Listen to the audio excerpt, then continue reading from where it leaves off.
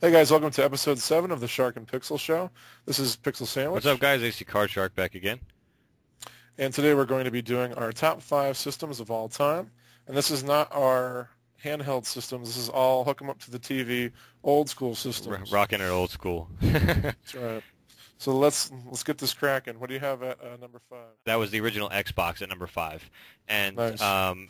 there was it was a contest between a couple different systems that I had, and the thing that put it over the top for me was the fact that Xbox Live was introduced, and it was mainly because it was the first chance that we had to play video games together again, because we live so far apart. We live 3,000 miles away from each other. Yeah, that was a huge deal for Yeah, us. and that's how we became friends, like way back in the day. So many years ago, is the fact that we played video games, and the fact that this kind of reunited that again, and that was just so epic for both of us. I think that we could actually talk and play video games like we used to do, even though we weren't in the same house anymore, or in the same town, I should say. My first one, and this is going to go with, I picked systems that had the games that I wanted to play on. Yeah. I didn't think too much about the actual system, but I was thinking about the software that, that the systems had. Right. And although I hated this system's hardware, I love the software, and that is the PS2. I think I went through 4 or 5 fat PS2s Wow. before I got my Slim because they just kept breaking. Yeah. But I mean, you can't deny the game library Oh God, of the PS2. it was like hundreds of games. It's freaking massive, and there's a lot of really weird Japanese quirky games on it, like Dog's Life or like the first Katamari when it came out. Yep. And, there's a whole bunch of just fucked up weird games that Yeah, you can't get anywhere else. that's true. And that's really cool. both Yakuzas are on it. I mean, come on, that alone is reason to get one. Yeah. All right, guys, that was number 5. Let's bring it up to number 4, and some major disappointment for Pixel coming, but number 4 is Dreamcast for me. Oh, you fuck. Number 4. Yeah, Fuck. number 4, and only because of the fact that my number 1, 2, and 3 are just so much more personally, gratifying for me. That Dreamcast was. I mean, just to put it in perspective of why I have it on my top 5, it was so innovative. It was, I think, far ahead of its time, which is actually why I think it failed. It did things that people weren't ready for yet, and it did stuff back then, over 10 years ago, that stuff is just doing now. Like it had like the spot for like a modem and online play and the typing of the dead and all that kind of stuff. Like it was so off center that I think it was too off center for its own good. And I think that's what really killed it in the end. But that's why I actually love it, is because it's so far off center, Well, I'm just glad it's on your list. Oh, absolutely, dude. I would never have that anywhere close to below number 5. Cool. Yeah. My number 4 is the Super Nintendo. Nice. I never had one of these growing up, so it was always this like elusive thing that I had to go over to your house to play. Yeah. And once I finally got one when I was in college, I went back and found just a wealth of fantastic games that I had been, totally ignoring because I'd never been able to play them. Right. And I fell in love with Earthbound and, Chrono Trigger and all the Final Fights. And, oh, there's so many good games on that system. And I love the controller. And I just think, I just love just the graphics and the sound and the way it looks. Yep. I just love everything about that system. It was very, very well done. The controller was streamlined. Everything was. It was just really easy to use, and like you said, the games were amazing. Yeah, there's no denying that it was an awesome system. Absolutely. Probably one of the better Nintendo systems, actually. Absolutely. And speaking of Nintendo systems, going to number 3 for me is the N64. And Ugh. I love the hell out of that system when it came out. I take it you don't have it on your list.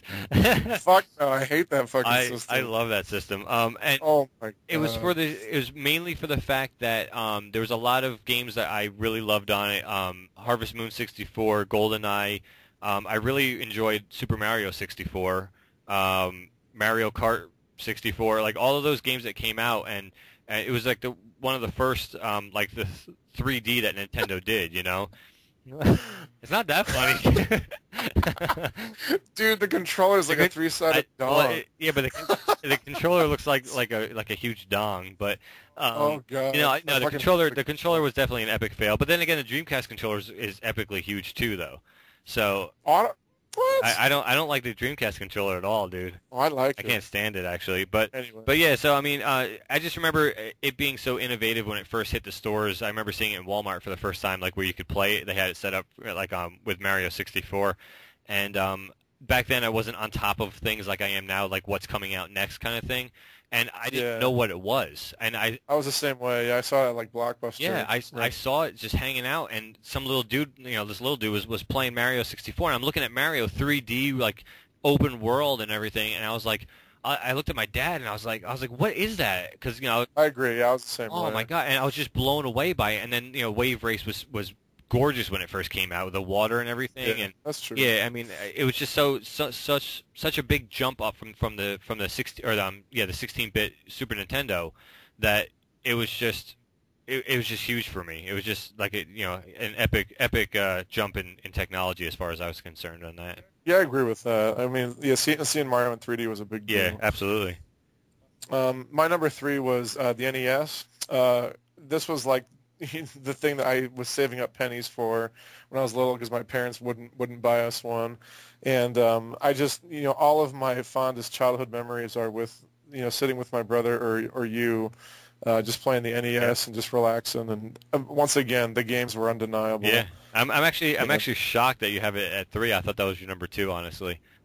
Yeah, I really. really did. Yeah. I already know you're number one, but but Hey, yeah, I agree that I was the same way. I had to, I saved my pennies basically, and I remember I actually had a bank that was in the shape of Cubert, and I put all my change in there, and we had to bust Cubert open. We had to give him a 187. And and we busted him open. I went out and I bought the action set, and it was nice. great. It was such a good memory with that system. But So, yeah, NES number number three three, for yep. me. Number two for me is the Super Nintendo. Cool. And pretty much for the same reasons that you went through. I actually did have one. Pretty much again, I saved my pennies up. And I never really had a Genesis until later on. I actually chose to have the Super Nintendo, and I just the plethora of games it has, and like the stuff we already talked about, like the controller was really comfortable and well done, and the games were just you can't deny just the quality of games they put out for that system. Absolutely. Number two for me is the original Xbox. Wow. Oh, I love it. Yeah, I mean, nice. I thought for sure you were gonna guess that because I have like 150 games for the fucking system. Yeah, I know. I've got like a billion. I of really them. thought I was stumped on number three. I thought NES would be number two, but Nah, like I love the games for the original Xbox, and I actually am one of the few people who liked the giant Shamu controller that came with the original Xbox. They had like a gigantic I remember that. Yeah. controller. And then they originally moved it down to the S controller, and the awesome games along with it was the first console to have a hard drive, and when it had custom soundtracks and that mixed with like Xbox Live, oh I've always loved the original It was Xbox. really innovative for the time. Yeah, and now all the systems have like a hard drive or a memory device of They're some all sort. they're all copying now at this point. Yep. So I thought that was really innovative. And the fact that Microsoft went in the red with this system, but continued to produce it because people liked it, and Exactly, and they could because they have warehouses full of money. yeah, exactly, yeah, called Bill Gates' pockets. But Exactly. all right, and that's going to take us down to number one, and for me, number one is the NES, and Okay, yeah, I kind of thought it was good. oh, absolutely, dude. There's like over 700 games for this system. It was the first major innovation of video games, Yep. coming from like the Intellivisions, Colecos, and Ataris into the NES was just such a huge jump. I think it's the biggest jump that I think gaming has ever made between two consecutive systems. And you can't beat the original Super Mario Brothers and Mike Tyson's Punch Outs and Tetris and Kung Fu and all the games I just play hours on hours, and it's just to me it's just I will never ever in my life be without an NES. Yeah, and my top is of course the Yep. Dreamcast. There's no there's no system to me that has better games than the Dreamcast. Wackier, crazier, different games, not the same old thing. And you said that you thought the Dreamcast failed because it was too innovative for its own Yeah. good. I think it failed because it didn't have a DVD player. If it had True a too. DVD Yeah. player in there, PS2 would have been fucked because that was the one thing that everybody was waiting Yep. for. And I think it definitely would have been out for at least a couple more years if it had had one. But I really think that was the nail in the coffin for the Dreamcast. I agree. That's a good point. Yeah. So right. There you go. That's it. Yeah, that's going to wrap it up, guys. That's our top 5 consoles of all time, and at least in our eyes. And like I said in our last episode, we got a whole bunch more content coming for you guys. So stay tuned to the channel. And until next time, guys, this is AC Card Shark. And Pixel Sandwich. All right, take care, guys. Late.